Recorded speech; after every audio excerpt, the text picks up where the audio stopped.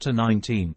To those who say that the enjoyment of the good things we look for will again consist in meat and drink, because it is written that by these means man at first lived in paradise.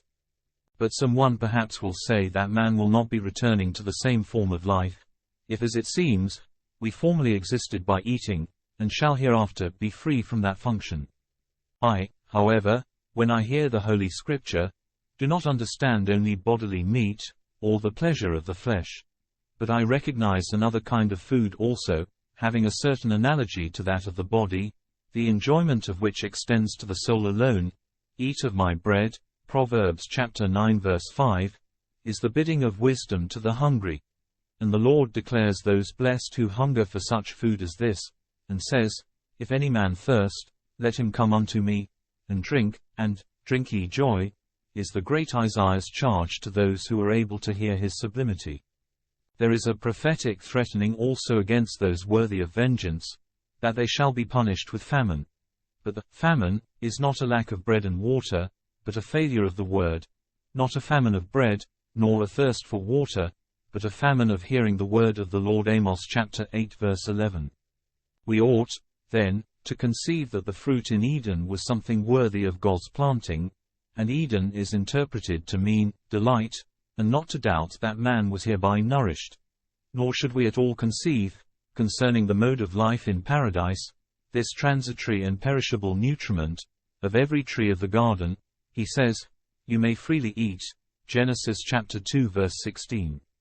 Who will give to him that has a healthful hunger that tree that is in paradise, which includes all good, which is named, every tree, in which this passage bestows on man the right to share. For in the universal and transcendent saying every form of good is in harmony with itself, and the whole is one. And who will keep me back from that tasting of the tree which is of mixed and doubtful kind? For surely it is clear to all who are at all keen-sighted what that every tree is whose fruit is life, and what again that mixed tree is whose end is death. For he who presents ungrudgingly the enjoyment of every tree, surely by some reason and forethought keeps man from participation in those which are of doubtful kind. It seems to me that I may take the great David and the wise Solomon as my instructors in the interpretation of this text, for both understand the grace of the permitted delight to be one, that very actual good, which in truth is every good. David, when he says, Delight thou in the Lord, and Solomon, when he names wisdom herself, which is the Lord, the tree of life. Proverbs chapter 3 verse 18. Thus the every tree of which the passage gives food to him who was made in the likeness of God, is the same with the tree of life. And there is opposed to this tree another tree, the food given by which is the knowledge of good and evil.